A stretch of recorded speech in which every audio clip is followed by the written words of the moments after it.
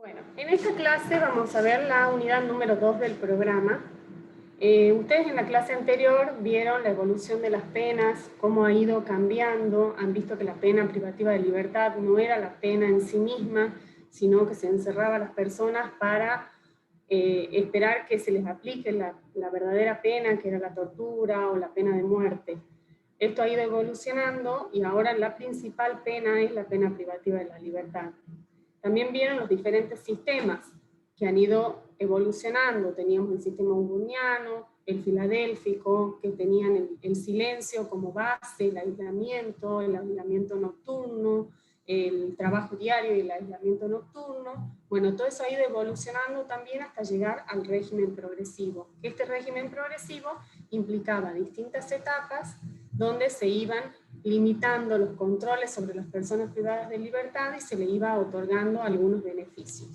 En la clase de hoy vamos a ver el régimen progresivo, que es el que está establecido en la ley 24660, y las distintas fases de este régimen progresivo. Antes de comenzar con este régimen progresivo, me gustaría que tengamos presente algunos conceptos. Nosotros tenemos el binomio régimen y tratamiento penitenciario. El régimen penitenciario es el conjunto de normas que regulan todos los aspectos de la vida de las personas privadas de libertad en cumplimiento de una pena, en particular los relativos a la convivencia, la disciplina y el trabajo. Y por otro lado, tenemos el tratamiento penitenciario, que es el conjunto de actividades terapéutico-asistenciales que se desarrollan en el interior carcelario y que tiene por finalidad lograr la adecuada resocialización del condenado. Si nosotros hacemos una interpretación de los artículos 1, 5 y 6 de la ley 24660, que ahora vamos a ver en detalle, vamos a ver que el fin de la pena privativa de la libertad es la resocialización, y que esa resocialización se tiene que llevar a cabo de una determinada manera, con un determinado régimen, que es el régimen progresivo, y a través de un tratamiento penitenciario que tiene determinadas características. Y es el Estado el que está obligado a otorgar las herramientas a ese interno para que puedan desarrollar ese tratamiento penitenciario y llegar a esta resocialización. Pero veamos un concepto de resocialización. Yo acá les marqué con rojo la palabra re, porque considero que en la mayoría de los casos, más que una resocialización, es una socialización, porque es difícil resocializar a alguien que no formaba parte de la sociedad y que no estaba inserto en esta sociedad y que termina siendo víctima de siendo atrapado por el sistema penal, ¿sí? Un concepto que les puedo dar de esta resocialización es que es un proceso que se inicia con la estancia del condenado o procesado en prisión. Acá, por las reglas mínimas para el tratamiento de los reclusos, el procesado es equiparado al condenado. Y también en el artículo 11 de la ley, nosotros tenemos que los procesados pueden recibir el mismo tratamiento que los condenados. El artículo 11 dice: esta ley es aplicable a los procesados a condición de que sus normas no contradigan el principio de inocencia y resulten más favorables y útiles para resguardar su personalidad. Entonces tenemos que están equiparados los procesados con los condenados, o sea que esta resocialización va a ser para ambos. Entonces, es un proceso que se inicia con la estancia del condenado o procesado, mediante el cual el equipo interdisciplinario, con la colaboración del personal penitenciario y la intervención del interno, procura que tome conciencia de su comportamiento delictivo y de sus consecuencias personales, familiares y sociales, con el propósito de fomentar la capacidad de convivir en sociedad respetando la ley. Es decir, que a través de este tratamiento, que ya vamos a ver bien cuáles son las tres características del tratamiento, con la colaboración del personal penitenciario, con la ayuda obviamente del Estado y con la intervención del interno, que es fundamental en la primera fase para diagramar este tratamiento, se procura que tome conciencia de ese comportamiento delictivo, de las consecuencias que tuvo, no solo para él, sino para su familia, para la víctima, para la familia de la víctima, y fomentar la capacidad de convivir en sociedad respetando la ley penal. No se trata de cambiar la forma de ser o de pensar de esa persona, sino de que pueda vivir en sociedad respetando la ley penal. En este proceso el Estado debe respetar sobre todo la dignidad humana y favorecer el contacto con la comunidad, a fin de evitar la desocialización propia del encierro carcelario, promoviendo y estimulando, según su ubicación dentro del régimen y tratamiento penitenciario, las actividades compatibles con su avance por el régimen progresivo. Es decir, que lo que se intenta es evitar esa desocialización que él va a tener por estar encerrado en un lugar donde en general no se va a respetar su dignidad humana, donde se terminan vulnerando muchísimos derechos. Entonces la idea de este régimen progresivo con sus 4 fases es evitar esta desocialización. Yo ahora les propongo, les mandé por WhatsApp un video, quiero que lo veamos, si es que la tecnología me permite, lo veamos al video, y me gustaría escucharlos sobre este concepto de resocialización que yo les di, y que veamos qué es lo que dice en esta película que se llama Sueño de Libertad, o Shawshank Redemption, es el nombre en inglés. Hice una edición de 3 partes de la película donde Morgan Freeman, que es el actor que se llama Red, es entrevistado a los 20 años de cumplimiento. Él tiene una condena de prisión perpetua, lo entrevistan a los 20 años, a los 30 y a los 40 años para ver si se ha resocializado. Lo veamos y me gustaría escucharlos a ver qué opinan.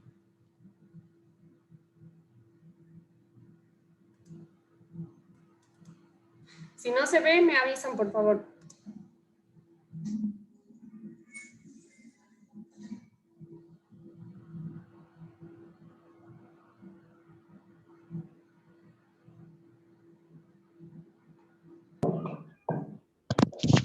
No se ve por el momento. A ver, esperamos un segundito más, a ver si empieza. ¿Nada? No, Tienes que sigue dejar la de pantalla del compartir PowerPoint. y volver a compartir.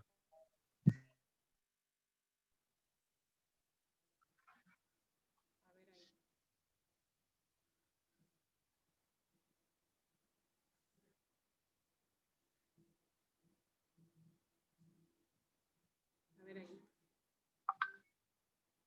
¿Ahora se ve? Ahora sí.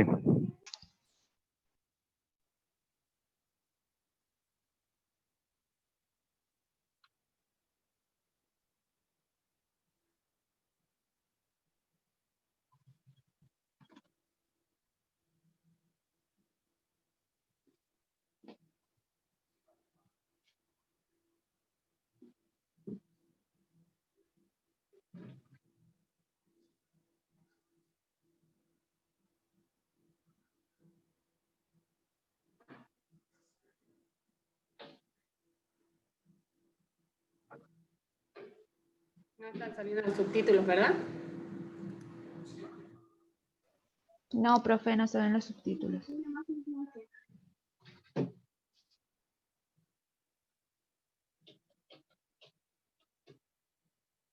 ver, espera un segundo. Intento. Y si no...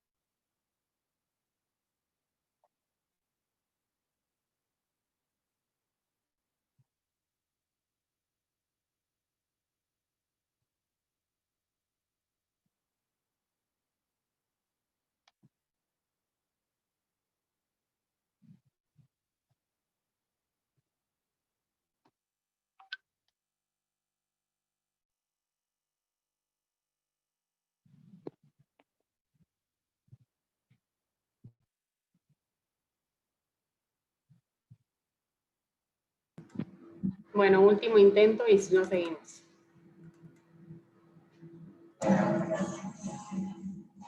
¿Ahí se ve? Sí. Ahí está, perfecto. Ahí se ve. Muy buenísimo.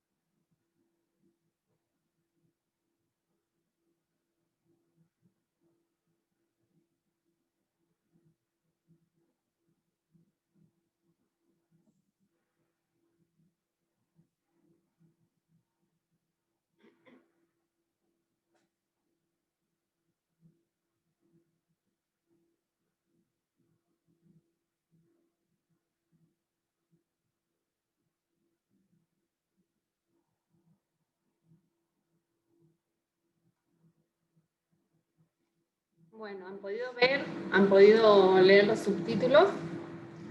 Me gustaría escucharlos, me gustaría que me cuenten qué opinan sobre este concepto de resocialización que hemos visto y sobre si creen que es posible en nuestras cárceles, de nuestra provincia, de nuestro país, sin hablar de ninguna en particular, si es posible lograr esta resocialización. Esta palabra la vamos a ver a lo largo de toda la materia, y es muy importante porque es justamente el objetivo de la pena privativa de libertad.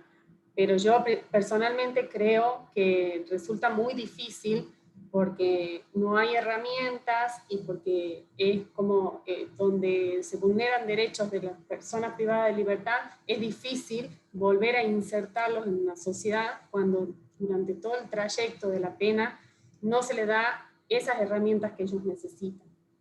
Me gustaría escucharlos, a ver, ¿alguno se anima a opinar sobre la película o sobre lo que hemos visto hasta ahora?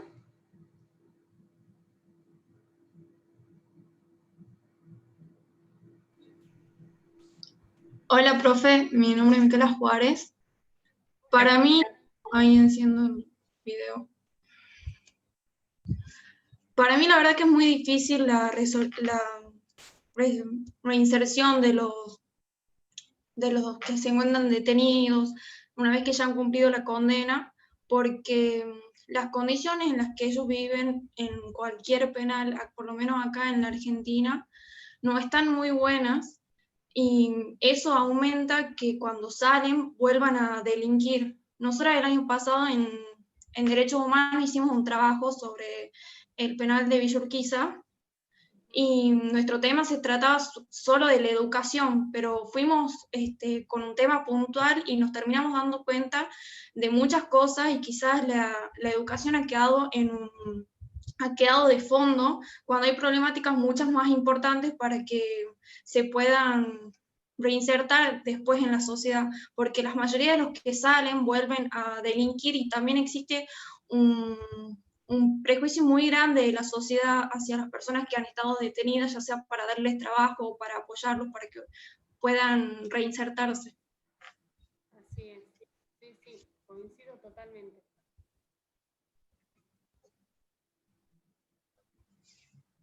Así ¿Te que bueno, querés decir algo?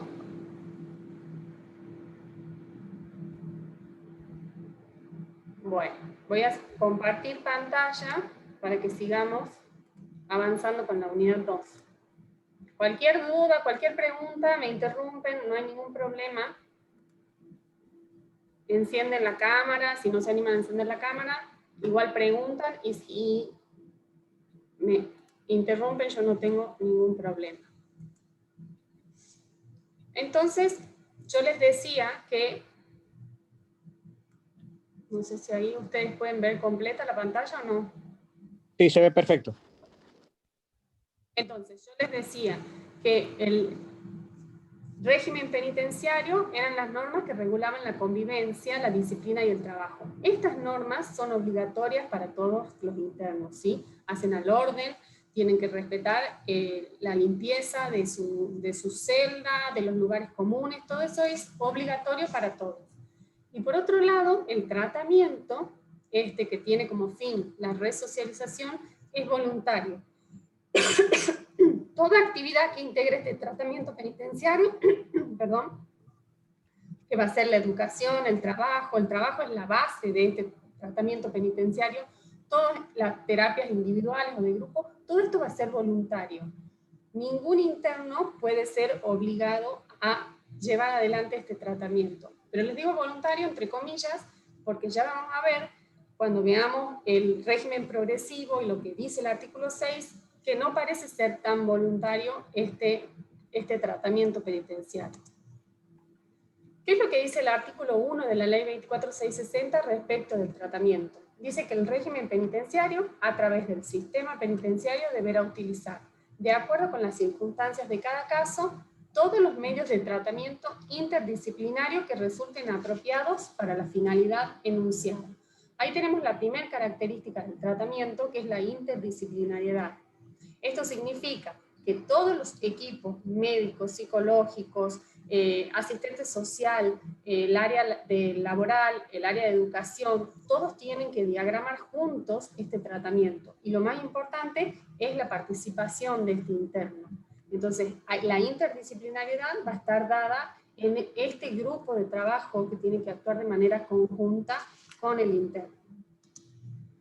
En el artículo 5 tenemos las otras dos características del tratamiento penitenciario, que dice el tratamiento del condenado deberá ser programado, individualizado, y ahí vuelve a decir lo que yo les decía recién, obligatorio respecto de las normas que regulan la convivencia, la disciplina y el trabajo. Toda otra actividad que lo integre tendrá carácter de voluntario. ¿Qué significa programado? Significa que tiene que tener un plan determinado, ¿sí? Con anterioridad, y tiene que ser dinámico de acuerdo a cómo vaya evolucionando ese interno a lo largo de este tratamiento. ¿Qué significa individualizado? Que tiene que ser hecho específicamente para un interno en particular. No vamos a aplicar el mismo tratamiento para todos los internos, sino tiene que ser hecho de acuerdo a sus necesidades, a sus intereses. Se les preguntará qué sabe hacer, qué le gusta, qué tareas desarrollaba antes, qué trabajo sabe hacer. Entonces, de acuerdo a todo eso, ese tratamiento va a ser individualizado para esa persona en particular. Y después el artículo 5 continúa diciendo, toda otra actividad que lo integre tendrá carácter de voluntario. Se refiere a la educación, se refiere al trabajo, pero vamos a ver que no es tan así. Entonces repasamos las características del tratamiento, son interdisciplinario, dijimos, con el grupo de profesionales que actúa de manera conjunta en la diagramación del tratamiento, es programado, no es algo que se resuelve en el momento, sino que tiene que estar hecho con un plan predeterminado y es individualizado para cada interno. Pasemos a lo que es el régimen progresivo. Perdón. El artículo 6 de la ley establece, se los leo de acá porque ahí estaba algo mal.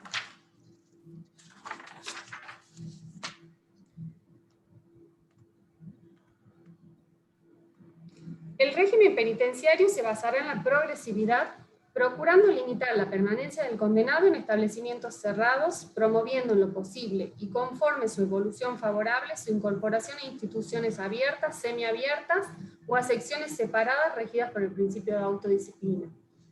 Todas estas secciones va a depender del establecimiento penitenciario. En general, debido a la superpoblación que hay, es difícil tener una sección abierta, una sección regida por la autodisciplina, entonces los internos están donde se puede, donde entran, y es muy difícil cumplir con esta parte del artículo 6 respecto al establecimiento. Y después dice esto que es lo más importante, las acciones a adoptar para su desarrollo deberán estar dirigidas a lograr el interés, la comprensión y la activa participación del interno. La ausencia de ellos será un obstáculo para el progreso en el cumplimiento de la pena y los beneficios que esta ley acuerda. Y acá es donde yo les digo que no resulta tan voluntario, porque si el interno no participa, el artículo 6 nos está diciendo que si el interno no participa de todas estas actividades que están dirigidas a lograr el interés, la comprensión y su participación, no va a poder avanzar dentro de las etapas de este régimen progresivo. Entonces, yo les puse acá para que entiendan mínimamente qué es la calificación de conducta y qué es la calificación de concepto, porque son los requisitos que van a tener ellos en las distintas etapas para avanzar entre una etapa y la otra. Ya lo van a ver completo cuando vean la unidad 3 del régimen disciplinario, pero les quería decir simplemente que la conducta, que está establecida en el artículo 100, es la observancia de los reglamentos carcelarios y la disciplina. Es decir, si tienen o no tienen sanciones disciplinarias. Esto es un criterio totalmente objetivo. Es decir, ellos van a tener una calificación ejemplar 10, pero si tienen una falta leve, se les va a restar 1 o ningún punto de acuerdo a las circunstancias, de acuerdo a la falta. Una falta media hasta 2 puntos y una falta grave se puede restar hasta 4 puntos de esta calificación de conducta. Pero solo va a responder a si han sido sancionados por la inobservancia, de los reglamentos carcelarios o faltas de disciplina. En cambio, el concepto es un criterio subjetivo y es justamente el pronóstico de resocialización de este interno. Es cómo se lo valora, cómo se comporta como ser humano, como ciudadano, como vecino. Es si este consejo criminológico considera que esta persona tiene un buen pronóstico de resocialización, entonces va a tener una buena calificación de concepto. Pero esto es un criterio totalmente subjetivo y que trae problemas. Comencemos con las etapas del régimen progresivo. El régimen progresivo está establecido en el artículo 12 de la Ley 24660, que dice que será aplicable al condenado, recuerden que es condenado o procesado, cualquiera fuere la pena impuesta, se caracterizará por su progresividad y constará de 4 etapas. Periodo de observación, que es la primera etapa. La segunda etapa es periodo de tratamiento, que está dividida en 3 fases: fase de socialización, fase de consolidación y fase de confianza. El periodo de prueba, que es donde van a poder tener acceso a las salidas transitorias o a la semilibertad, y el periodo de libertad condicional. Yo les puse acá unas estadísticas como para que vean un poquito. Estas son del Sistema Nacional de Estadísticas de Ejecución Penal de la provincia de Tucumán del año 2018, que son las últimas que estaban subidas en la página. Para que vean, en la unidad número 1 de penados en Tucumán hay 391 condenados y en la unidad número 2 hay 198 procesados. En Concepción de condenados tenemos 207, 95 procesados, y así, para totalizar, tienen las distintas, ¿no?, unidades, la del Instituto de Santa Esther, que es de mujeres. En total teníamos en el año 2018 698 condenados y 603 procesados. La misma cantidad casi de condenados que procesados, con todo lo que ello implica.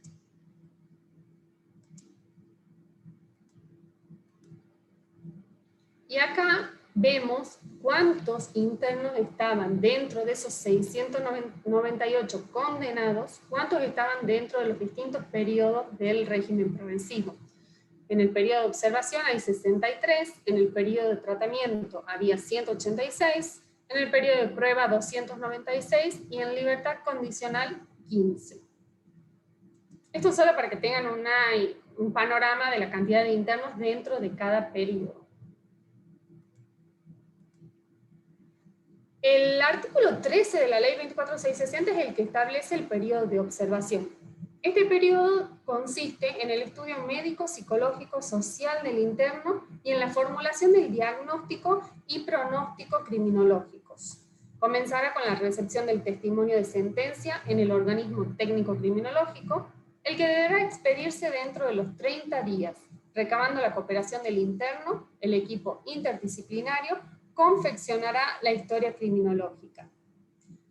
Es decir, acá lo más importante es la colaboración del interno para con él poder hacer organizar este tratamiento, ¿sí? ¿Cuáles son sus inquietudes? ¿Cuáles son sus aptitudes? ¿Qué sabe hacer? ¿En qué puede trabajar? También lo más importante son las condiciones médicas del interno, porque de acuerdo a eso también podrá o no desarrollar algunas tareas. Entonces, durante este periodo, el organismo técnico criminológico va a tener a su cargo realizar este estudio médico, psicológico y social del condenado para hacer este diagnóstico y pronóstico criminológico. ¿Qué quiere decir esto? Que tiene que indicar los factores que inciden en la producción de la conducta criminal y las modificaciones a lograr en la personalidad del interno para lograr la resocialización y cumplir así los objetivos de este tratamiento. Para ello, necesitan recabar la cooperación del condenado y proyectar y desarrollar su tratamiento a los fines de lograr su aceptación y activa participación. Se escucharán sus inquietudes. Además, este organismo va a indicar la fase del periodo de tratamiento en el que se propone incorporar al condenado. No necesariamente va a estar incorporado en la primera fase del periodo de tratamiento, puede ser directamente que lo incorporen en la segunda fase o en la tercera. Y la sección o grupo al que debe ser destinado, esto era lo que yo les decía, regidos por la autodisciplina, pero también siempre dependiendo de las posibilidades del establecimiento penitenciario. Y va a determinar el tiempo mínimo para verificar los resultados del tratamiento, porque este tiempo donde van a ir viendo si se cumplen los resultados y los objetivos del tratamiento van a importar para pasar de fase en el siguiente periodo, que es el periodo de tratamiento.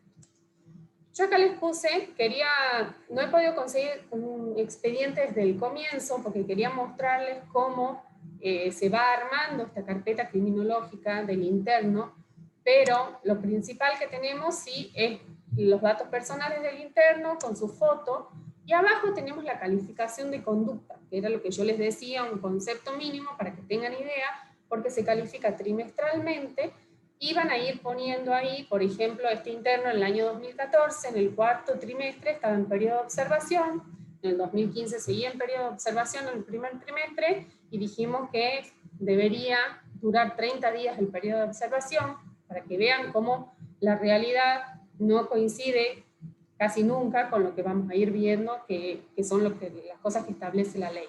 Y a partir de ahí comienzan sus calificaciones, buena, muy buena, ejemplar, y este interno tiene ejemplar hasta la fecha.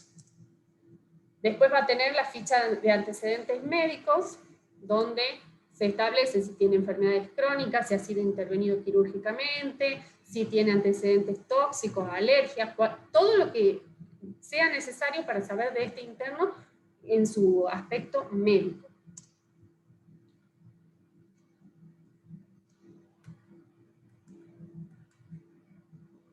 Y pasamos al periodo de tratamiento. Este periodo de tratamiento, como les decía, está dividido en 3 fases. La fase de socialización, la fase de consolidación y la fase de confianza. La fase de consolidación, durante los primeros 15 días, ¿qué se va a hacer? Es aplicar esas técnicas individuales y grupales tendientes a consolidar y promover esos factores positivos de la personalidad del interno y a modificar o disminuir sus aspectos disvaliosos. Es lo que yo les decía, no vamos a tratar de cambiar la forma de ser de este interno, pero sí de que entienda de que ha cometido un delito y que ese delito tiene consecuencias. Entonces, para modificar esas conductas es necesario estos primeros 15 días, a través sobre todo de los tratamientos psicológicos, que él entienda esas consecuencias. Y también dentro de este plazo se hacen recomendaciones sobre lo que yo les decía, la salud psicofísica, la capacitación profesional, la actividad laboral, las actividades educacionales, culturales y recreativas, las relaciones familiares y sociales, es decir, todo lo que sea necesario para llevar adelante durante este tratamiento.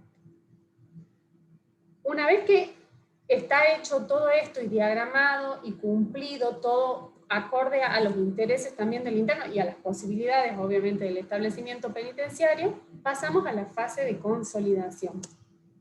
En esta fase hay una supervisión atenuada que permite verificar la aceptación de las pautas normales y sociales. Ya no están controlándolo las 24 horas del día, sino que se le da, dentro del establecimiento penal, una mayor libertad para ver si él cumple con estas pautas que se le establecieron en su tratamiento, y si le asignan labores o actividades con menor control. ¿Cuáles son los requisitos que vamos a necesitar y cuándo va a poder ingresar a esta fase de consolidación? Acá tenemos, ahí está la conducta y el concepto que les decía hace un rato, que es necesario que entiendan de qué se trataba cada uno. Poseer conducta buena, 5, que esto era el criterio objetivo, y concepto bueno, 5. No tiene que registrar sanciones medias o graves en el último periodo calificado. Debe trabajar con regularidad. Acá vemos que el trabajo es un derecho y es un deber, porque es un derecho que él puede tener dentro de este tratamiento a trabajar, pero es un deber las tareas de limpieza, por ejemplo, de los lugares comunes. Ese es su deber, el trabajo como deber. Tiene que estar cumpliendo las actividades educativas y de capacitación y formación laboral indicadas en su programa de tratamiento, mantener el orden y la adecuada convivencia, demostrar hábitos de higiene en su persona, en su alojamiento y en los lugares de uso compartido, y contar con dictamen favorable del Consejo Correccional y resolución aprobatoria del director del establecimiento. Esto es importante porque siempre va a necesitar que el Consejo Correccional, que está formado por todos los profesionales que les nombré hace un rato, hagan ese dictamen favorable para que él pueda pasar a esta fase. Y la última fase de este periodo de tratamiento es la fase de confianza. Acá, lo mismo que en las anteriores fases, va a ser alojamiento en un sector diferenciado en la medida de las posibilidades del establecimiento penitenciario, mayor autodeterminación del interno, ampliación de la participación responsable del interno en las actividades recreativas, ampliación de visitas y recreación en ambiente acorde al proceso alcanzado en su programa de tratamiento, y supervisión moderada, es decir, va a tener cada vez menos control, porque en esta fase de confianza ya estamos muy cerca del periodo de prueba donde va a empezar a salir del establecimiento penitenciario. Entonces acá es donde ya el interno se le da más libertad para ver cómo se comporta. ¿Cuáles son los requisitos para pasar a esta última fase del periodo de tratamiento? Acá se eleva un poquito más la conducta muy buena 7 y concepto bueno 6. No registrar sanciones disciplinarias en el último trimestre calificado, trabajar con regularidad, estas son las mismas de la otra fase. Cumplir con las actividades educativas, con las normas y pautas socialmente aceptadas y contar con dictamen favorable del Consejo Correccional y resolución aprobatoria del director del establecimiento. Acá ustedes tienen que tener en cuenta que si bien él necesita el dictamen favorable del Consejo Correccional y la siguiente resolución aprobatoria del director, el artículo 3 de la ley dice que la ejecución de la pena privativa de la libertad en todas sus modalidades estará sometida al permanente control judicial. O sea, que el juez de ejecución va a poder intervenir y revisar todas las decisiones tomadas por el director del establecimiento penal. Entonces esto es muy importante porque el control judicial es un principio que tiene que ser respetado y que es una garantía del interno, sobre todo con las decisiones que tienen que ver con la calificación de este concepto que les decía que es un criterio subjetivo y que puede ser que no le resulte a él apropiado o que tenga cumplidos todos los otros requisitos y le falte uno de ellos, pero no va a ser vinculante para el juez de ejecución al momento de tomar la decisión y de ejercer este control jurisdiccional. Veamos un caso práctico, no sé, no los veo, no sé por qué, apreté algo aquí, ahí está. Me gustaría ver si se animan, yo se los leo, es sencillo, pero a ver si ustedes, cómo lo resolverían en este caso. Dice, Héctor es condenado a pena de prisión de 12 años. Solicita se lo promueva la fase de confianza dentro del periodo de tratamiento y lleva cumplido 4 años de su condena. Se encuentra en fase de consolidación y posee conducta ejemplar y concepto bueno 6. El área de seguridad dice que tiene buena adaptación a las reglas vigentes, manteniendo buena relación con los internos y el personal. El área laboral dice que desarrolló actividad en el taller de carpintería como carpintero especializado con muy buen concepto, recibe una recompensa por su buen desempeño laboral otorgada por el Consejo Correccional. El área educativa dice que tiene primario completo y participa en el taller de periodismo y redacción humorística. El área técnica informa que demandó atención de manera regular, abordándose variables personales y familiares.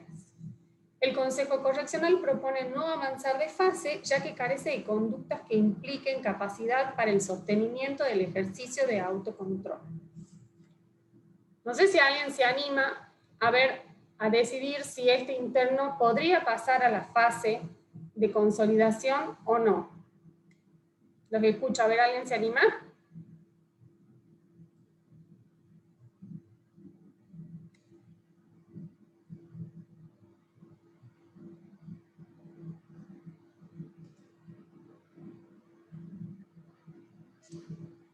Bueno, en este caso, que es un fallo de Córdoba, ¿sí? Se resolvió que el interno cumplía con los requisitos de conducta y de concepto, cumplía con regularidad las actividades educativas y laborales, cumplía con las normas y pautas socialmente aceptadas, faltando únicamente el dictamen favorable del Consejo Correccional. Pero el órgano jurisdiccional es quien, en los términos de los artículos 3 y 4 de la Ley 24.660, debe ejercer el control sobre la actividad que la administración desarrolla. La administración, al realizar sus ponderaciones, si bien ejerce cierta discrecionalidad, la misma se encuentra reglada y como tal es susceptible de control jurisdiccional. Era lo que yo les decía del artículo 3 de la ley. Entonces se resolvió disponer la incorporación del interno a la fase de confianza dentro del periodo de tratamiento.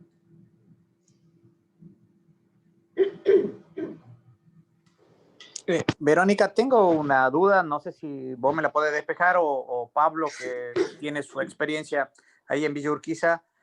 ¿Cómo se está haciendo ahora dada la imposibilidad, en muchos casos, de trabajar y dada la imposibilidad de toda la parte educativa?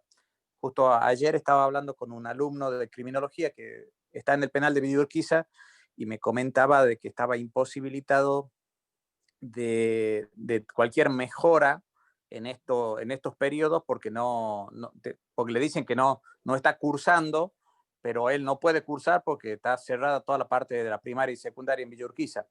Digamos, vos habías dicho de que el juez puede ponderar o no tomar en cuenta absolutamente todos los parámetros, pero bueno, me gustaría si Pablo o vos conocen un poco cómo es la realidad hoy en día con esta pandemia. Justamente, ahora le escuchamos a Pablo, pero les comento, había leído un fallo donde un interno que venía haciendo cursos y que el estímulo educativo, ya lo vamos a ver más adelante, pero los cursos les sirven para restar tiempo dentro de estas etapas del periodo del régimen progresivo, estaba haciendo cursos y estaba cerca a cumplir el acceso al periodo de libertad condicional. Durante todo este tiempo de pandemia no pudo hacer ningún curso porque ya no permiten el ingreso al penal de los capacitadores y estaban todos suspendidos. Entonces él solicitó que se le haga el cómputo teniendo en cuenta que si él hubiera continuado con los cursos que hacía, se le reducía el plazo y estaba dentro del término para acceder a esta libertad condicional.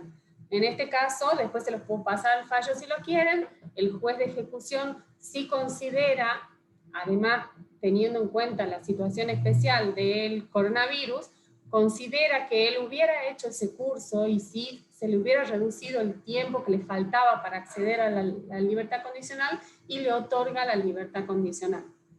Pero bueno, no sé, Pablo, que ahora está todo suspendido, no hay, lo único que están estudiando son los que están estudiando Derecho, que en la medida de sus posibilidades, con sus celulares, están accediendo a las clases o pueden rendir. ¿Es así? Hola a todos, buenas tardes. ¿Se me escucha, Vero? Perfecto, Pablo.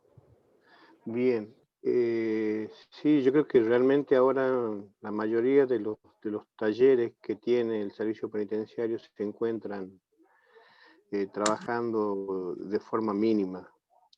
Pero creo que lo más importante es tratar de entender que siempre se trabaja sobre una ficción. Por ejemplo, en un momento en que no está el problema de COVID, siempre hay alguna unidad o establecimiento que no brinda algún tipo de actividad. ¿Sí? Por ejemplo, si alguien me dice unidad 9, hay un interno que no está pudiendo trabajar porque no hay un taller en esa unidad o porque las políticas públicas educativas no están llegando a esa unidad. Normalmente esa posibilidad real, el Consejo Correccional debería ponerla o valorarla a favor del interno, porque no es culpa del interno de que en ese espacio en el que está él, nosotros, Servicio Penitenciario de Estado, no estemos pudiendo cumplir con la ley. ¿Se entiende? Clarísimo, Pablo. Bien, entonces hay algunos que tienen la idea de que en el momento que el Consejo Correccional se reúne y valore a un interno, supongamos, no está haciendo la primaria o no está yendo a trabajar, pero si realmente esa unidad no tiene la posibilidad de darle educación, a la hora de valorar a ese interno en ese aspecto, debería ponerlo como positivo, porque no está en cabeza de él tener esa posibilidad. ¿Sí? Al igual que en trabajo, el trabajo nunca es para todos, siempre es un mínimo, pero se debería poner como positivo ese ítem y considerar que el interno sí quiere trabajar, porque cuando la calidad esencial que tenemos que medir no está, a mi criterio, y creo que la que debe valer, es a favor de la reinserción del interno. No podemos decir que el interno va a ser valor negativo si en esa unidad nunca se dictó educación o en esa unidad nunca llegaron las políticas educativas, ¿sí? Es que el fallo que yo les digo, yo creo que Mar del Plata está bueno porque justamente ese es el concepto, que no se lo puede culpar al interno de la falta de esa actividad y por eso tener una calificación negativa o no darle el beneficio que le hubiera correspondido.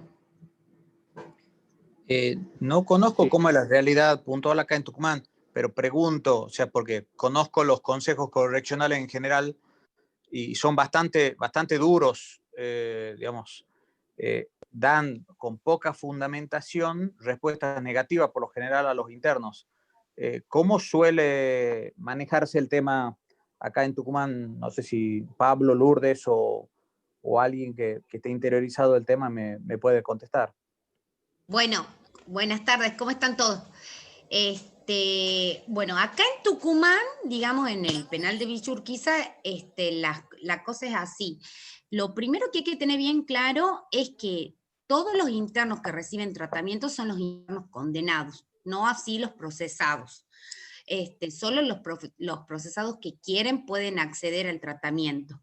Pero en realidad, digamos, el Consejo Correccional recién es un organismo nuevo dentro del servicio penitenciario que recién está pudiendo trabajar con los penados. El Consejo Correccional está compuesto primero, digamos, por el director, que ahora está a cargo de un psicólogo. También van a ese consejo correccional el jefe de régimen o el director de la unidad de la cual el interno está alojado. Hay un abogado que es asesor del consejo correccional, está o el otro psicólogo el que lo trata. Entonces, en base a esa reunión, se da una propuesta teniendo en cuenta si el interno cumple o no cumple con los requisitos. Eso es lo que decía la profe Vero, sobre todo con el tema de cómo asimila el tratamiento. Pero bueno, hoy en día el trabajo puntualmente está solo enfocado mayormente a los condenados. Lo que sí es vital saber, digamos, para nosotros los abogados, los que ejercemos, es que si la propuesta del servicio penitenciario va desfavorable o va favorable, en la audiencia del beneficio que se haga en el juzgado de ejecución, el abogado defensor del interno va a poder pedir, digamos, que se le dé el beneficio aún cuando la propuesta no es favorable. ¿Por qué? Porque la opinión del servicio penitenciario no es vinculante, como decía la profe Vero. Entonces, eso siempre hay que tener en cuenta. Si generalmente los informes que salen del servicio penitenciario, no todos, pero generalmente son desfavorables. ¿Por qué? Porque a los internos les cuesta mucho tener esa calificación de conducta que hablaba Vero al principio. Generalmente, digamos, cuando los internos ingresan al penal, no sé si habían en la hoja de calificación esa que mostraba Vero, hay trimestres que están sin calificar. Esos trimestres que están sin calificar significa que el interno vino a alojarse en el servicio penitenciario con una prisión preventiva. Y no sé si ven después del año 2015, que es cuando ya el servicio penitenciario recibe los cómputos de la pena. Antes se los recibía de las salas, ahora se los recibe de la OGA ejecución, puede ser de Capital o de Concepción. La OGA ahora es la encargada de hacer los cómputos de pena. Antes se demoraba muchísimo tiempo esos cómputos de pena. Ahora, una vez que la sala lo termina de juzgar, manda a la hoja de ejecución y se forma un incidente de ejecución. Y la primera hoja de ese incidente de ejecución es el cómputo de pena. Y en base a ese cómputo de pena que da la hoja de ejecución ahora, la manda al penal y ahí se comienza a ver desde, o sea, el cómputo de pena ya viene con los meses, los días que el interno debe cumplir su pena. Y ese cómputo de pena tiene los meses y los días a los cuales el interno se va a ir adecuando o configurando a los distintos beneficios que trae la ley 24660. Pero sí, lo más difícil es poder mantener el comportamiento. Con respecto al tema de educación, es importante, digamos, lo que decía Pablo, porque en el penal, por ejemplo, de Villa Urquiza, hay muchos internos que, por ejemplo, ellos ya han cumplido, ya han ido a la primaria, a la secundaria, pero que también quieren tener el beneficio del estímulo educativo para restar los meses. Entonces, se le da, por ejemplo, he visto que hay un curso de operador sanitario que lo da el CIPROSA, donde la jueza de ejecución también le estaba haciendo contar ese curso como estímulo educativo. Entonces, por eso es que la jueza puede o no puede, y me parece importante lo que decía Pablo también, con respecto a que los internos no tan solo, digamos, reciban la educación formal, sino también estos tipos de cursos, porque, por ejemplo, este curso duraba 1 año, y la jueza de ejecución de Concepción le ha hecho a varios internos lugar, y le ha descontado 3 meses por el curso terminado.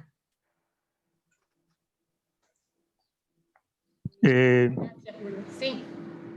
Sí, abrevando un poquito a lo que decía Pablo y Lourdes.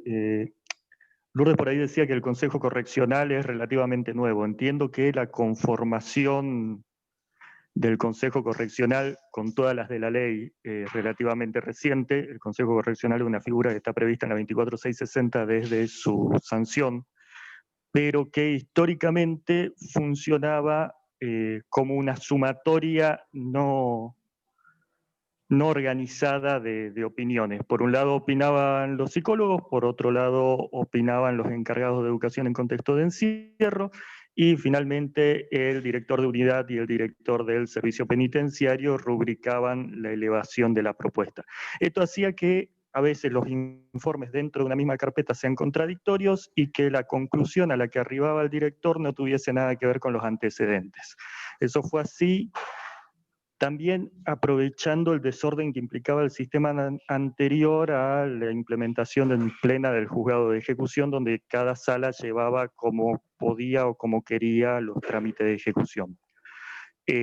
Lo que alude Lourdes de que hoy el informe administrativo del Consejo Correccional es revisable en la audiencia también es relativamente nuevo, y tiene que ver incluso no tanto con el juzgado de ejecución, sino con la situación actual de los juzgados de ejecución, por una parte Concepción, y por otro la subrogancia en capital. Todo esto lo vamos a rever en la bolilla 5 igualmente, en cuanto a organización, pero históricamente el informe del Consejo Correccional llegaba tarde, con los plazos cumplidos, sin posibilidad de revisar, y la habilitación de la revisión dependía más que nada de la sala o el juez de la sala donde recayese la condena y que se estuviese encargando de la ejecución de la pena, si éste habilitaba o no.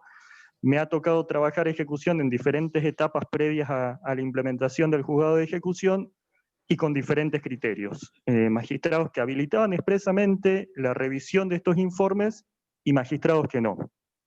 Esto a partir de una zona gris que se generaba ahí, y que en definitiva redundaba en un perjuicio temporal contra el condenado. Pasaba el tiempo y el condenado seguía sin promover en las diferentes etapas. Lo que dice Pablo respecto de que el Consejo Correccional debería tener en cuenta las diversas situaciones que se dan en cada unidad respecto de la falta de trabajo, que es generalizada, y la falta de acceso a la educación, que con bemoles también es generalizada, No sé si se refleja hasta el día de hoy en el Consejo Correccional, pero sí debería ser una cuestión a ser tenida en cuenta por el magistrado de ejecución a la hora de ejercer sus facultades de control sobre este informe administrativo, que no deja de ser eso más allá de su importancia. Es un informe administrativo no vinculante que sirve de apoyatura a la decisión final del magistrado, pero que no constituye o no debería constituir el fundamento total de su decisión. Se supone que el magistrado de ejecución va teniendo también un seguimiento y un conocimiento del condenado, que a medida que van pasando las etapas debería ser cada vez más profundo. Esto también lo vamos a revisar cuando veamos el funcionamiento teórico y real del juzgado de ejecución. Gracias. Muy bien, muchas gracias, Guille, muchas gracias, chicos. ¿Alguna otra duda o alguien más quiere participar antes que pasemos a la siguiente fase, que es el periodo de prueba? Vero, yo, mira, me gustaría hacer un comentario también en voz alta respecto al tema.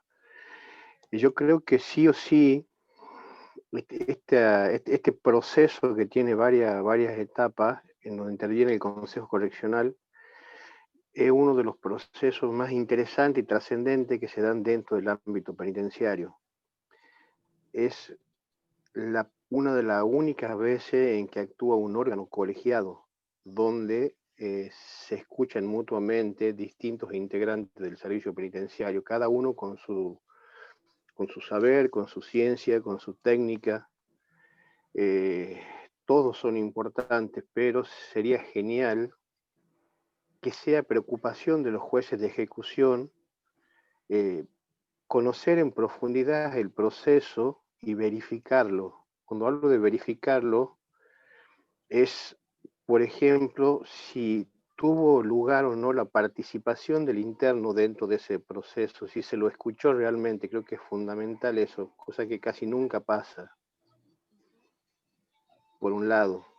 Y por otro lado, el tema de que si la decisión a la que arriba el Consejo Correccional es recurrible. Si es recurrible, ¿de qué forma la puede el interno hacer valer, digamos, a ese recurrir a ese dictamen que dice no acceder, se propone no acceder al beneficio? ¿Cómo hace el interno para poder apelar esa decisión? ¿Cuántos días tiene? ¿Cómo el procedimiento? Sería importantísimo de que hoy se aceite ese proceso a los fines de darle celeridad y darle transparencia a la actuación de ese órgano colegiado, que es muy importante a la hora de analizar una posible salida o un posible beneficio del interno. ¿Se me entiende, Vero? Sí, perfecto.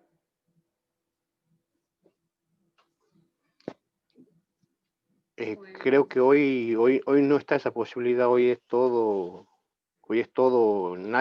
el mundo desconoce el proceso e inclusive estas últimas modificaciones de endurecimiento de la ley de ejecución han hecho que el control judicial que prevé el artículo 3 se repliegue y como que consienta tácitamente el informe del Poder Administrativo que somos servicio penitenciario.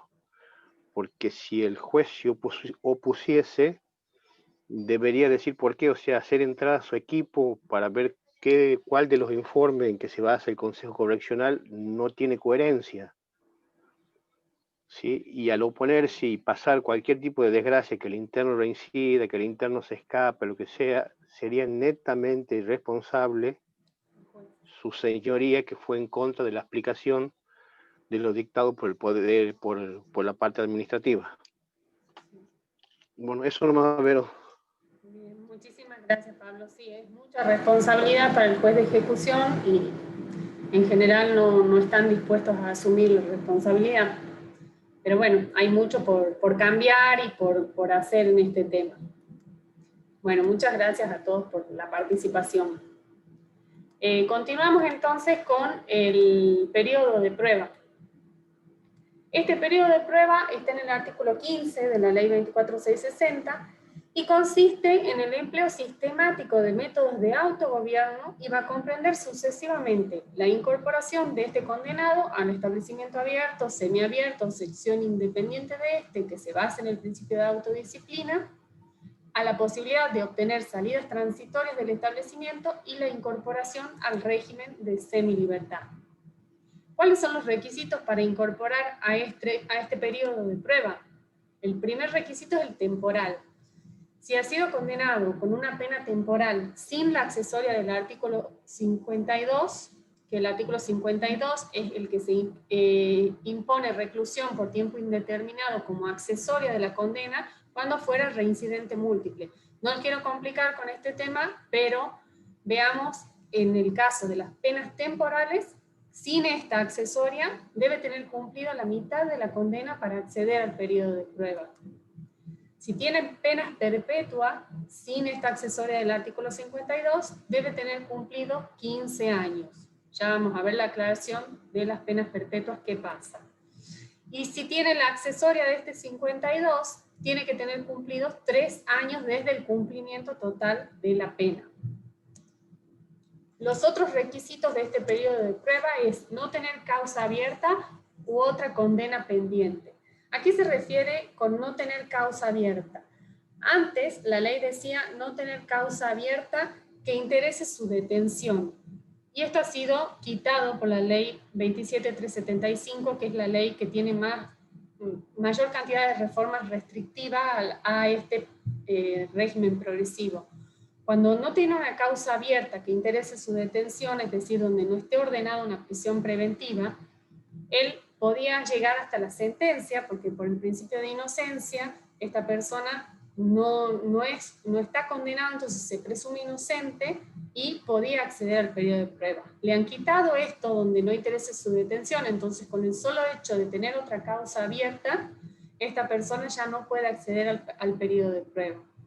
Y otra condena pendiente se refiere a que tenga otra condena donde tenga otra pena ya impuesta. En estos casos es necesario unificar las penas y ahí recién hacer de nuevo el cómputo del requisito temporal. Y acá la ley también, con una nueva reforma, elevó la calificación de conducta y concepto a ejemplar, cuando antes se exigía conducta 9 o 10 y concepto 7. La ley 27375 elevó estos dos requisitos a conducta ejemplar.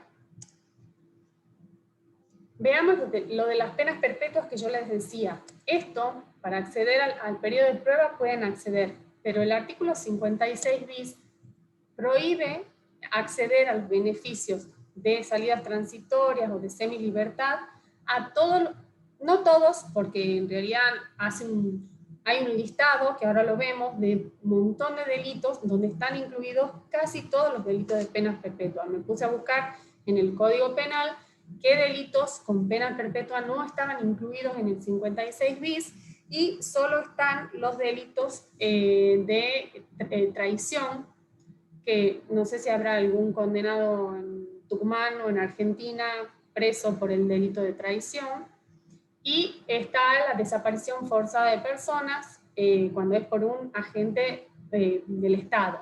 En ese caso también está condenado con pena perpetua y esos son los dos delitos que no están dentro de este artículo 56 bis que les prohíbe acceder a las salidas anticipadas a estos internos. El artículo 56 bis, como les decía, dice que no se podrán otorgar los beneficios comprendidos en el periodo de prueba a los condenados por los siguientes delitos. Y está todo este listado que ha sido ampliado ahora con esta ley 27375. Con las leyes Bloomberg, ustedes la mayoría son chicos y no se van a acordar, que son del año 2004, se reforma el 56 bis y se incorporan los delitos que eran seguidos de muerte, los de secuestro extorsivo. Por ejemplo, los del artículo 80 solamente estaba el homicidio criminis causa del 80 inciso 7. Con la ley 27375, por ejemplo, ahora están todos los homicidios agravados del artículo 80, cuando todos los condenados por estos delitos no van a poder acceder a estos beneficios. Todos los delitos contra la integridad sexual, o casi todos los del 119, 120, 124, etcétera, del Código Penal, la privación ilegítima de la libertad coactiva si se causa intencionalmente la muerte, del artículo 142 bis, los homicidios en ocasión de robo y robo con arma de fuego, del 165 y 166 del Código Penal, el secuestro extorsivo si se causa la muerte, también la tortura seguida de muerte. Y sigue el listado de delitos. Los delitos vinculados a la trata de personas, los cometidos con el fin de aterrorizar a la población, el financiamiento del terrorismo, los delitos referidos al tráfico de estupefacientes y los delitos del Código Aduanero relacionados también al tráfico de mercadería o estupefacientes. Como ven, este es un listado muy extenso y esto tienen que tener en cuenta que se va a aplicar para todos los delitos cometidos a partir de la entrada en vigencia de la Ley 27375, que es del 2017, si no me equivoco, es de agosto del 2017, 5 de agosto del 2017. Entonces, hoy por hoy, como habíamos visto en esa estadística que les mostré al comienzo, que había varios internos que estaban que podían acceder a las salidas transitorias o a la semilibertad, los que sean condenados a partir del 2017 por cualquiera de estos delitos no va a tener posibilidad de salir de manera anticipada y de acceder a este régimen progresivo. Solamente van a tener acceso a la libertad asistida del artículo 54, que eso ya lo vamos a ver después. Les comento rápidamente cuáles son los argumentos a favor de este artículo 56 bis, porque tenemos argumentos a favor y está saliendo, por suerte, bastante jurisprudencia donde se declara la inconstitucionalidad de este artículo. Los argumentos a favor son que las salidas transitorias están instauradas por ley y es el Congreso el que puede excluirla en ciertos delitos. Es decir, que el Congreso, sin ningún criterio, ha hecho este listado de delitos y ha excluido todos estos delitos de la posibilidad de acceso a estas salidas anticipadas. Entonces, como esta ley ha sido dictada por el Congreso, es el mismo Congreso el que puede excluir a estos determinados delitos. Consideran que no se viola el principio de igualdad, porque son delitos más graves, entonces tiene consecuencias más graves. Yo personalmente no estoy de acuerdo, porque si el delito es más grave, va a tener una pena más grave, pero la ejecución de esa pena tiene que ser igual para todos, entonces a mi criterio sí se vulnera el principio de igualdad.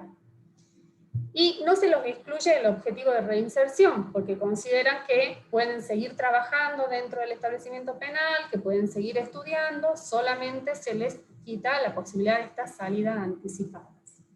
Esos son los argumentos a favor.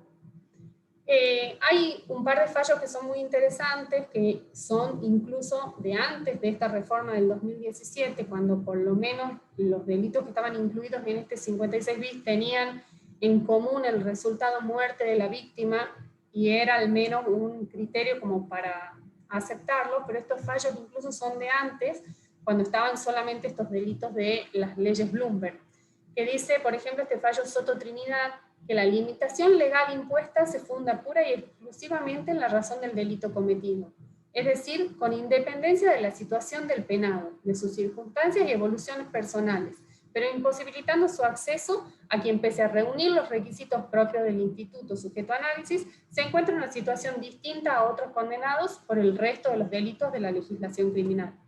La igualdad ante la ley significa otorgar igual tratamiento a quienes se encuentren en iguales situaciones, extremos que no encuentro se haya respetado en la resolución aquí recurrida, por cuanto el régimen progresivo de ejecución de la pena privativa de la libertad refiere a internos y condenados sin distinción en base a qué delito en particular se trata. Es decir, que considera que se viola la igualdad ante la ley porque por el solo hecho de haber cometido un determinado delito no se le da el acceso a este beneficio. Y hay otro fallo también, Arancibia, del año 2016, que dice que de ningún modo es aceptable que el legislador instituya una regla que impida a ciertos internos su incorporación a institutos que se dirigen a obtener su resocialización basándose para ello en la naturaleza del delito por el cual se encuentran cumpliendo pena, descartando cualquier tipo de análisis de su situación concreta. Ello vulnera el fin de la pena desde la perspectiva del tratamiento individualizado que debe brindarse a todo interno en el marco de la ejecución de la pena. Es decir, que hay que analizarse las circunstancias particulares de cada interno al momento de otorgar, y no el delito que hayan cometido. Por ese delito que han cometido ya están cumpliendo una determinada pena que ha sido graduada conforme a ese delito. No podemos agravar las condiciones de cumplimiento de la pena teniendo en cuenta solamente qué delito han cometido. Y además, si en el año 2004, cuando se hace esta reforma, porque supuestamente era para evitar mayores delitos, ahora en el año 2017 tenemos que ampliar el listado de delitos, claramente el objetivo, que era que la población piense que tenían penas más graves, no ha sido cumplido el objetivo, porque al año 2017 tenemos que volver a ampliar la cantidad de delitos y no estamos cumpliendo la idea hay que buscar por otro lado la solución para darle a la inseguridad o a los distintos movimientos que surgen de acuerdo a una determinada situación, como fue en el caso de Axel Bloomberg, que salieron a pedir seguridad y endurecimiento de penas. Claramente no es la solución el ir limitando o aumentando las penas o limitando los accesos a estos beneficios a los internos. Verónica, te hago una pregunta. Una persona condenada a perpetua hace 15 años, sí, tenía el incentivo de el régimen progresivo, sí, y podía ir pasando de fase en fase. Sí. O sea, más o menos, ¿vos me podés hacer una comparación de alguien condenado hace 15 años y alguien condenado este año a perpetua? ¿Cómo sería el régimen en uno y otro caso? Sí, por ejemplo, alguien que ha sido condenado hace 15 años a o sea, a mí me condenan, yo con 45 años me condenan. ¿Cómo es mi visión de vida en la cárcel? Digo, ¿cuánto año me toca pasar para pasar del régimen o llegar por lo menos al periodo de prueba? ¿Y cuántos años me quedan para la libertad condicional? Si hubiera sido condenado hace 20, ¿y qué me pasaría ahora? Primero, con las condenas perpetuas hay que ver el tema de la fijación de la pena, ¿sí? Tiene que fijarse la pena. Pero, si sacando eso, incluso antes las perpetuas eran a 20 años y han sido elevadas a 35, entonces es más complicado el análisis, pero si una persona que está condenada desde antes de la reforma de la ley para acceder a las salidas transitorias, tiene que tener cumplidos, si es una pena mayor a 10 años, por ejemplo, estar un año desde haber ingresado al periodo de prueba. Si ha sido condenado a una pena perpetua después del 2017, no va a poder acceder a esta salida transitoria en ningún momento. O sea que una pena mayor a 10 años tiene que tener cumplida la mitad de la condena para haber accedido al periodo de prueba. Y dentro del periodo de prueba, si esa pena era mayor a 10 años, que ya lo vemos ahora, lo tengo en un cuadrito para que lo entiendan más, es un año desde que ha ingresado ese periodo de prueba para poder acceder a una salida transitoria o a la semilibertad. Entonces, Vero, la persona que ha sido juzgada después del 2017 con la nueva ley y por alguno de los delitos del artículo 56 bis, entra al penal sin ninguna expectativa de poder configurarse en alguno de los beneficios de la ley 24660, ¿o no? Así es. No tienen posibilidad de salir a trabajar, de estas salidas transitorias que ya vamos a ver, que son para afianzar los lazos personales y familiares, para estudiar, no tienen posibilidad de salida anticipada en ninguna oportunidad. La tiene que cumplir a la condena completa. Así es. Eso significa, como dicen los internos, la tiene que cumplir la condena palo a palo. Solamente la libertad asistida, no, tampoco la libertad asistida, ellos tienen en el 56.4 hay un régimen especial para los delitos del 56 bis que dice que van a poder salir cuando les falte un año para el cumplimiento de la condena. Los primeros 3 meses son de preparación para la libertad, y a partir de esos primeros 3 meses tienen 6 meses donde tienen salidas acompañadas de personal del servicio penitenciario, y los últimos 3 meses antes del cumplimiento de su condena recién van a poder usar salidas que tampoco la ley establece con qué frecuencia ni en qué condiciones, pero las salidas anticipadas que tienen los condenados por este artículo 56 bis son de 3 meses antes del cumplimiento total de su condena. O sea, una persona de 40 años condenada a perpetua en el 2020 saldría dentro de 35 años o dentro de 34 años recién entraría en, o sea, no, la progresividad pasaría a ser inexistente. O sea, el régimen progresivo para la perpetua no es progresivo. El famoso que se pudran en la cárcel, para eso está, digamos, que se terminan pudriendo, porque no sé quién pasa 35 años en la cárcel y sobrevive a eso, cuando va a salir a los 75, digamos, si es que sale. A los 70 con prisión domiciliaria, pero bueno, sí, ya es toda la vida. Sí. Ahora justamente como esto es nuevo, están empezando a salir fallos. Acá en Tucumán, la jueza de Concepción dictó el fallo Oliva, donde se declara la inconstitucionalidad de este artículo 56, pero en realidad era por la aplicación temporal de la ley. Pero sí hay varios fallos, no tantos, pero están empezando a dictarse, donde se declara la inconstitucionalidad y se los incorpora a estos condenados por estos delitos al régimen progresivo y se les otorga las salidas transitorias por violación principalmente al principio de igualdad. Que eran los fundamentos que yo les decía de esos dos fallos, se siguen aplicando hoy con más razón, porque ahora este catálogo de delitos no tiene nada en común ni ningún criterio como para que no sea violatorio del principio de igualdad. Gracias. Bueno, sigamos con las salidas transitorias. Son 7:30, así que me apuro un poquito. Las salidas transitorias pueden ser por el motivo, para afianzar los lazos personales, familiares o sociales, para cursar estudios de educación general, básica, de grado, cualquier tipo de estudio, o para participar en programas específicos de prelibertad ante la inminencia de una salida. Estas salidas transitorias tienen que tener en cuenta si le faltan al condenado más de 2 años para la libertad condicional o para el agotamiento de la pena, van a tener 2 salidas de hasta 12 horas y una salida de hasta 48 horas por bimestre. Y si le falta menos de 2 años para la libertad condicional o para el agotamiento de la pena, van a tener una salida de hasta 12 horas y una salida de hasta 24 horas por mes. Las salidas estas, como les decía, pueden ser también por el tiempo, van a ser por 12 horas, por 24 horas y en casos excepcionales van a ser por 72 horas. Y también están calificadas por el nivel de confianza. Pueden ser acompañadas de un empleado que nunca debe ir uniformado, confiado a la tuición de un familiar o persona responsable y bajo palabra de honor. Esas son las 3 opciones, digamos, de las salidas transitorias de acuerdo al nivel de confianza. Y acá vemos el requisito temporal, que era un poquito lo que les explicaba recién. Si son penas mayores a 10 años, ya tiene que haber cumplido la mitad de la condena para acceder al periodo de prueba y además tener 1 año dentro de este periodo de prueba.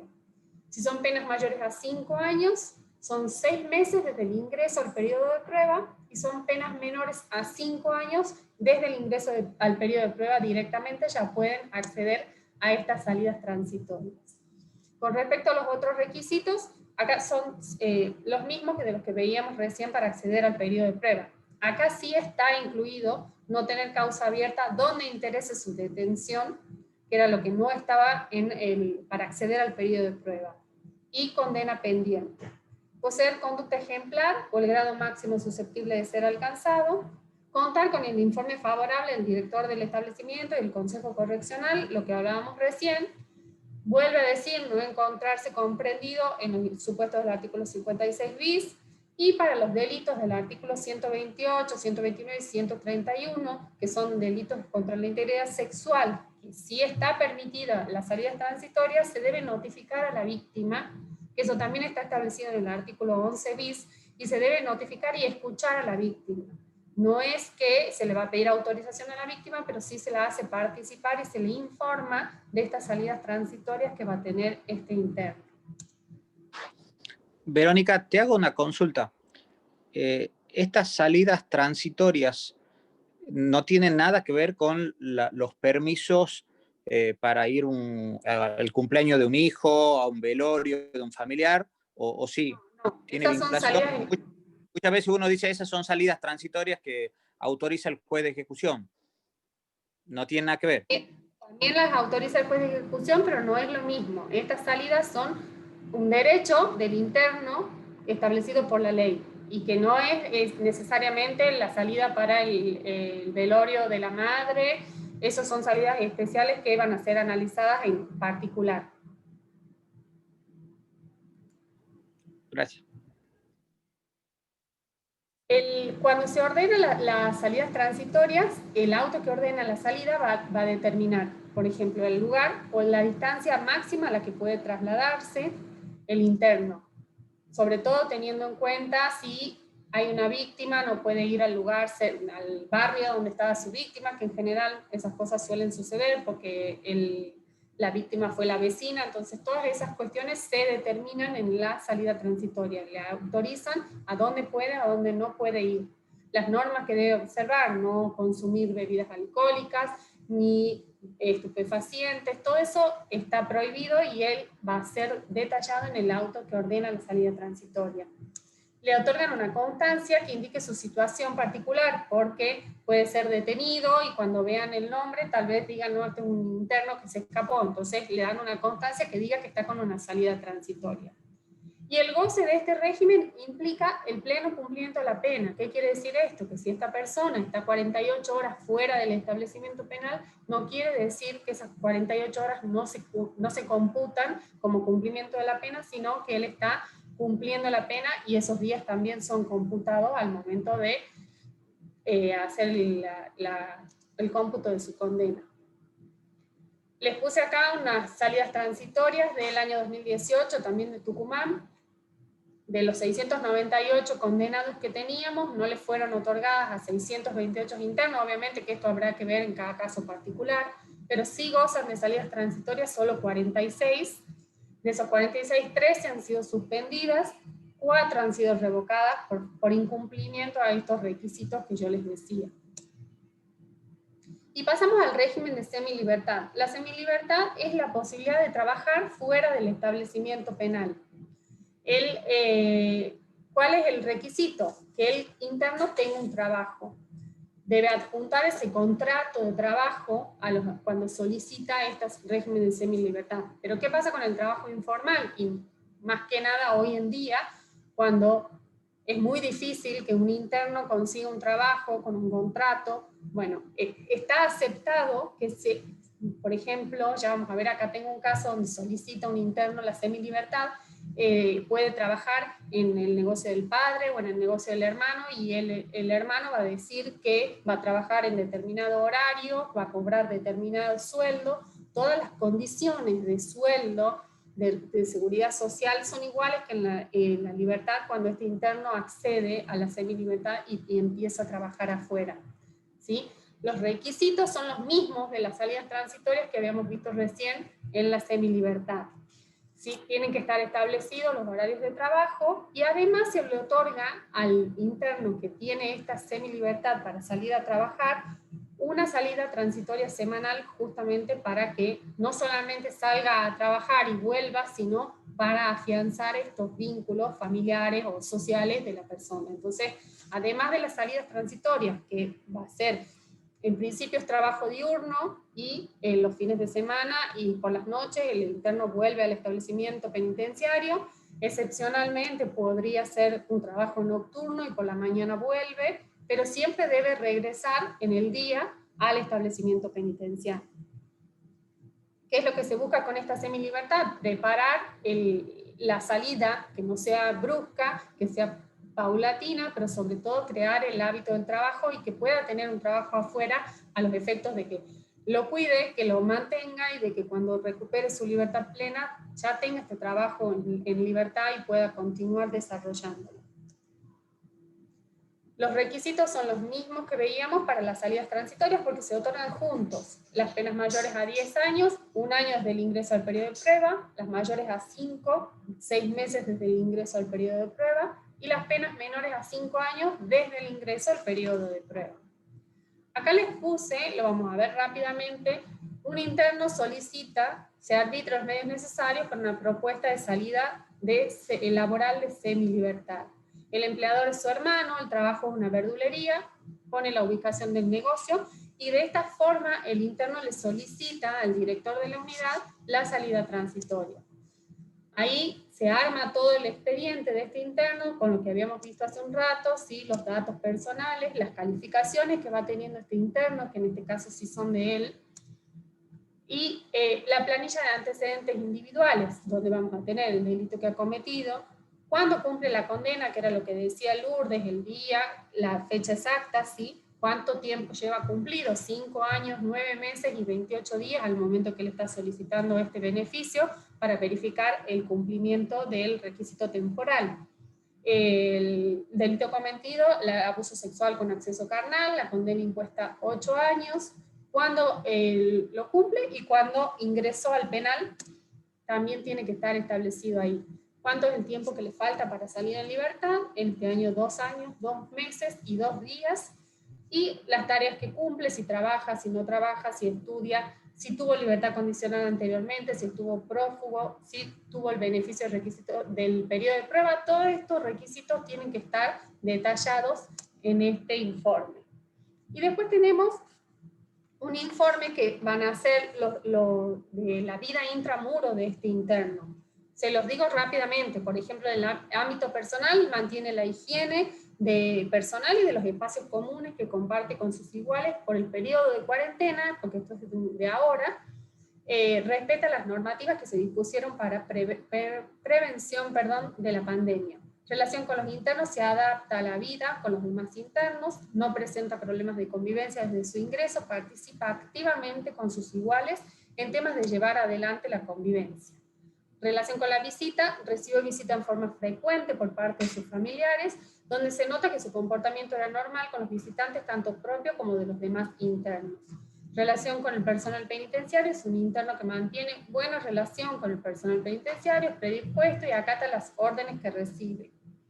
Con el trabajo realiza tareas en la unidad penitenciaria en el sector de la cocina, labor terapia. En su tiempo libre el interno realiza diversas manualidades en los lugares destinados para tal fin. Educación, no se encuentra concurriendo en ningún espacio educativo, justamente porque ahora está todo suspendido. Relación con el culto, en este sentido el interno solicita habitualmente presenciar las celebraciones llevadas a cabo en la Iglesia Católica, y actividades deportivas y recreativas. Participa a veces en las actividades recreativas en los horarios de campo recreo. O sea, acá se hace un análisis de todas las aristas y de todas las actividades que hay y que desarrolla el interno, para ver cómo, sobre todo, la calificación que decíamos de este concepto del interno. Acá el encargado del área educativa, por ejemplo, dice que finalizó los niveles educativos el nivel educativo primario, habiendo cursado únicamente el segundo ciclo. Bueno, hace un detalle también de lo referido al área educativa. Y este es el informe psicológico.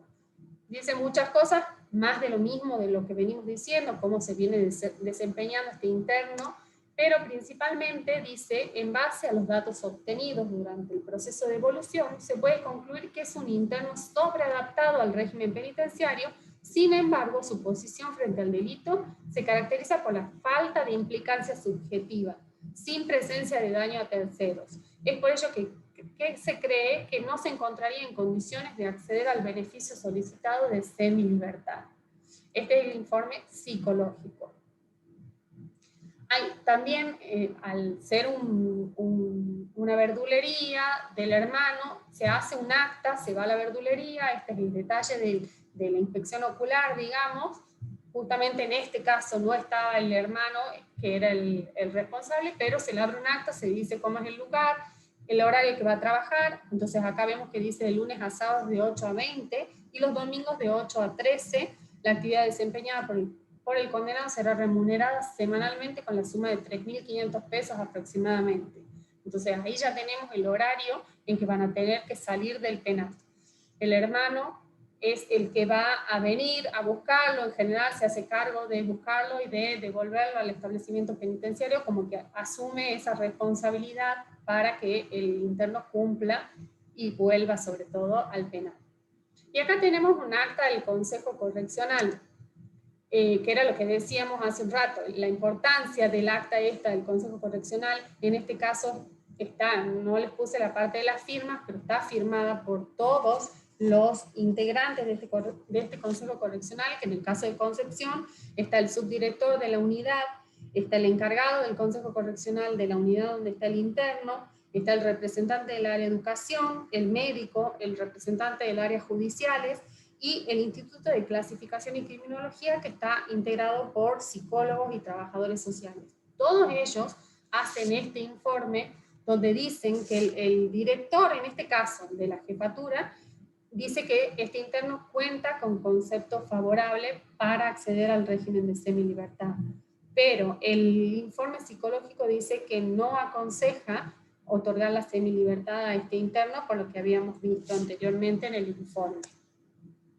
Entonces, en base a todo esto, el director del establecimiento penitenciario dice que él cumple con todos los requisitos, menos que no cumple con el requisito indispensable del concepto favorable por parte del Instituto de Clasificación y Criminología para ser incorporado al presente beneficio, lo que deriva al Consejo Correccional dar un concepto desfavorable para acceder al beneficio por no reunir los requisitos establecidos en el artículo 17, que es el concepto favorable.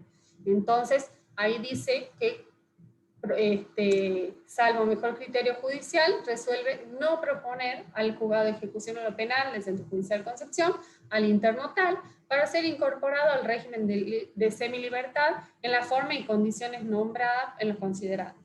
Entonces, acá el juez de ejecución tendrá que analizar todo esto que veníamos diciendo. Justamente el juez de ejecución tendrá que tener conocimiento del interno, haberlo tratado, haber conversado con él, y en base también a su criterio puede dejar sin efecto, porque esto no es vinculante, entonces el juez de ejecución le puede otorgar al interno este beneficio de semilibertad que el director de la unidad propuso no otorgar. Teníamos un caso, pero me parece que lo vamos a pasar porque quedan 15 minutitos y nos falta ver la libertad condicional.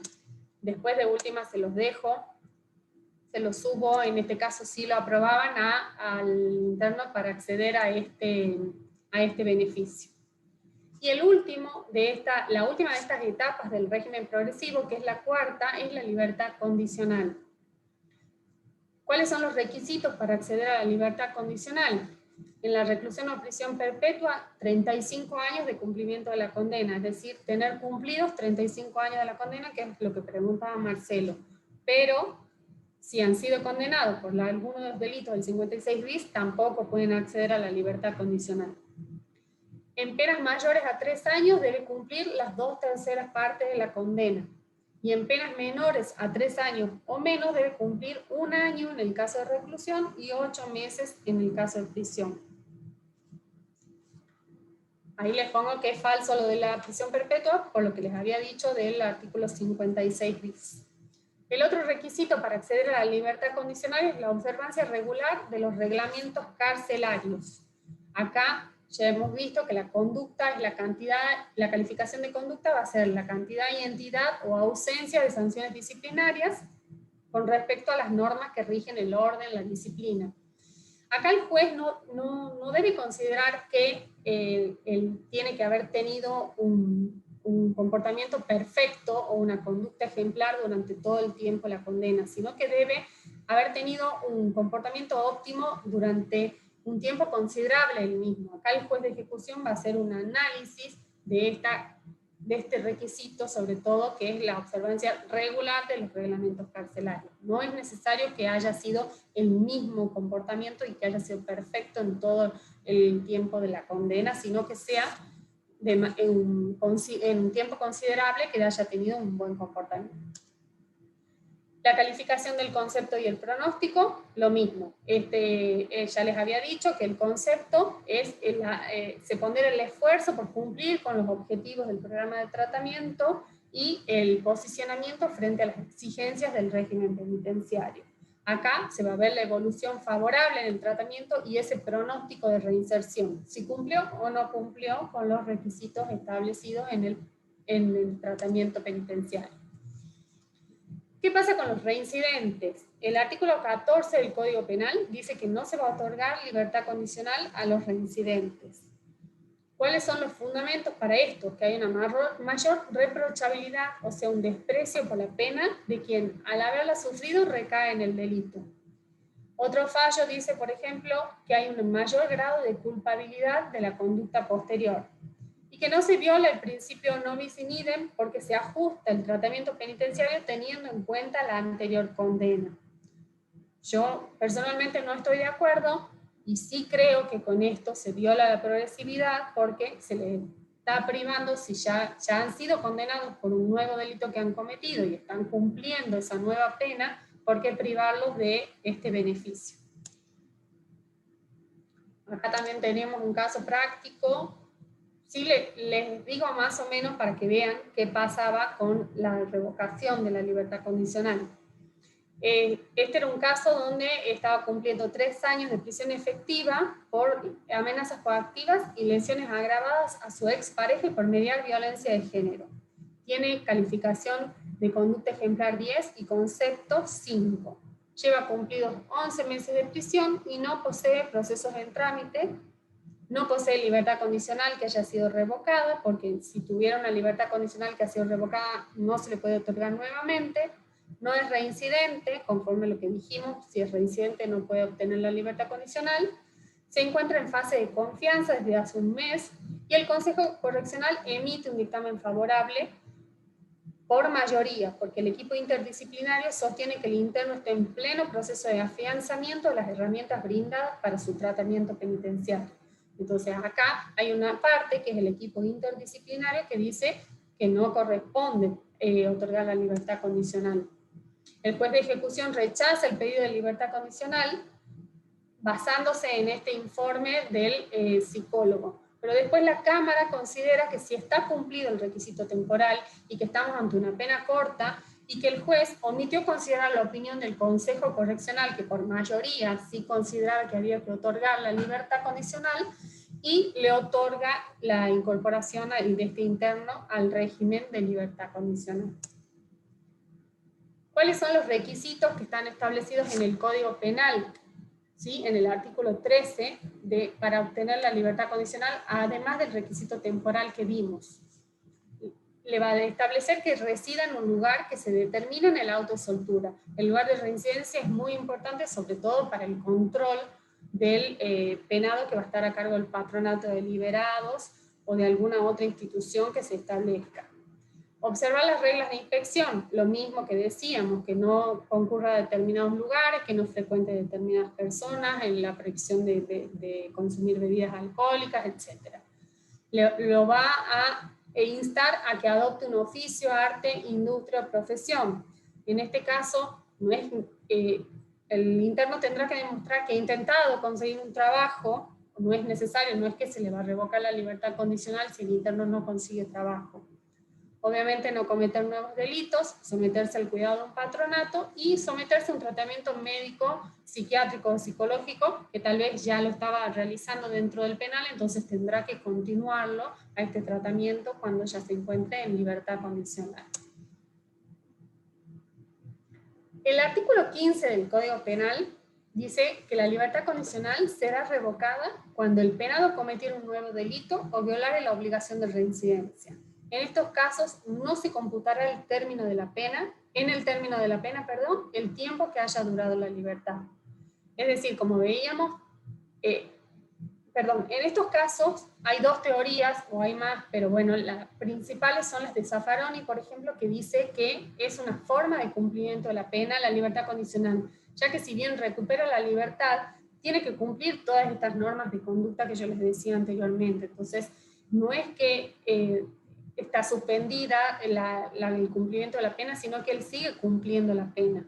En cambio hay otros autores como Núñez o de la Rúa que dicen que es una suspensión condicional de la pena, porque si se revocan no se va a computar el término de este tiempo que él estuvo en libertad condicional. Yo acá les puse dos fallos donde uno está a favor del cómputo de este tiempo de libertad condicional y el otro está en contra. En el primero dice, la comisión de un nuevo delito en el lapso de libertad condicional impone su revocación y el descuento del tiempo en que gozó la libertad. Ahí es donde aplican el artículo 15 del Código Penal. Y en el caso de este fallo que tenemos acá abajo, Van Well dice que la libertad condicional es una modalidad de ejecución de la pena y que por ello resulta inadmisible no contabilizar el periodo anterior al acaecimiento del suceso por el cual se revoca el beneficio. La aplicación en tal sentido del artículo 15 es contraria a la prohibición de doble punición, no solo porque la libertad condicional constituye una modalidad de ejecución de la pena, sino también porque el sometimiento a las reglas que impone el artículo 13, sino también por el sometimiento a las reglas que impone el artículo 13, es decir, que ya le estamos dando estas condiciones y él está cumpliendo una pena, porque por más que está en libertad, está cumpliendo todas estas condiciones establecidas en el artículo 13. Lo que parece inadmisible es que este periodo no se compute en medida alguna. Y acá tenemos un caso de revocación de libertad condicional. Por ejemplo, esta persona estaba en libertad condicional por una pena impuesta de 3 años de prisión de cumplimiento efectivo por robo agravado por el empleo de arma de fuego cuya aptitud para el disparo no puede tenerse por acreditada. Estaba detenido desde agosto del 2011, habiendo cumplido 10 meses, que era el requisito temporal, obtiene la libertad condicional el 21 de junio del 2012. Y vuelve a estar detenido por la comisión de un nuevo delito el 21 de junio del 2013, un año después, sin haber agotado todavía la condena. Entonces se hace un juicio abreviado, donde se acuerda la pena de 6 meses de prisión por este nuevo delito que él comete, que era tenencia de armas, y se unifican las dos penas y se tiene que hacer un nuevo cómputo. Entonces él va a tener ahora que cumplir 3 años y 6 meses. Entonces, acá les puse como para que vean, ha sido detenido en agosto del 2011, él obtiene su libertad 10 meses después, el 21 de junio del 2012, y comete un nuevo delito un año después. Entonces, si aplicamos el artículo 15, donde dice que él no se va a computar este año que estuvo en libertad condicional, el cumplimiento de su nueva condena va a ser el 19 de febrero del 2016. Si declaramos inconstitucional el artículo 15 del Código Penal, él va a cumplir su condena el 19 de febrero del 2015. Es decir, que se le va a estar agregando un año a esta condena, ya sea porque se aplica el artículo 15 o porque tenga la suerte de que se declare la inconstitucionalidad de este artículo. En este fallo, que este caso que yo lo saqué de un fallo, sí se declara la inconstitucionalidad porque dice que se estaría obligando a incurrir en una doble valoración de la etapa temporal de la pena, lo cual es prohibido por la garantía del ne bis in idem, por lo que deviene contrario a la Constitución. Entonces se declara inconstitucional el artículo 15 y se computa como cumplimiento de la pena el lapso de libertad condicional. Bueno, ahí terminamos. No los veo, así que no sé si tienen alguna pregunta, alguna duda. Ahora dejo de compartir pantalla y si alguien quiere consultar algo o quiere que aclare algún tema.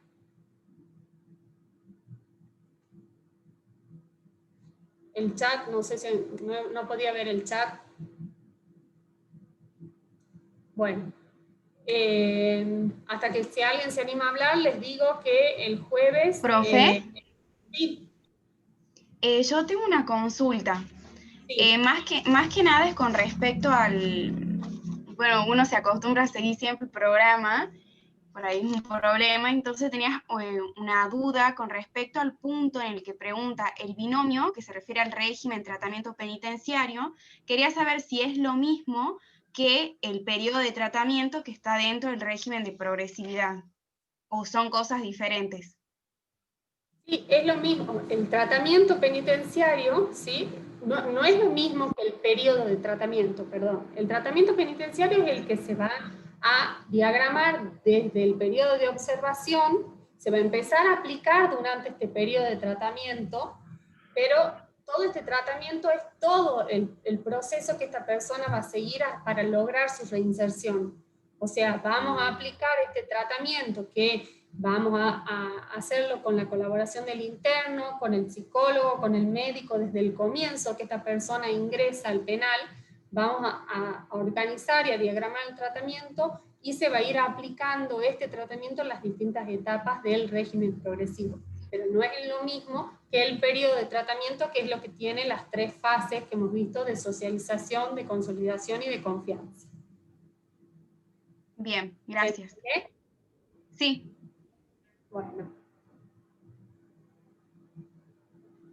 Bueno, ¿alguna otra duda? Les decía que el jueves en la clase va a estar la licenciada Graciela Sare, que es la directora del Patronato de Liberados. La hemos invitado para que nos cuente sobre las tareas que desarrolla el patronato, sobre los problemas que tienen, porque es uno de los puntos de esta bolilla. Así que ella se va a unir a las 6 de la tarde a la clase, vamos a conversar con ella, así que les pido que se animen, que le hagan preguntas una vez que ella nos cuente cuáles son todas las actividades que tienen, qué problemas tienen, qué necesitan, que se animen a hacer preguntas, lean los artículos del patronato que están en la ley, y después de eso, si nos queda tiempo, vamos a ver lo que resta de la bolilla 2, que es prisión domiciliaria, son las medidas alternativas a la pena privativa de libertad. Si se extiende la charla con la licenciada, yo después, durante el fin de semana, grabo esta última parte de la bolilla y se la subo al aula virtual, y les paso también el link del video, lo subimos a YouTube para que lo puedan ver cuando tengan tiempo.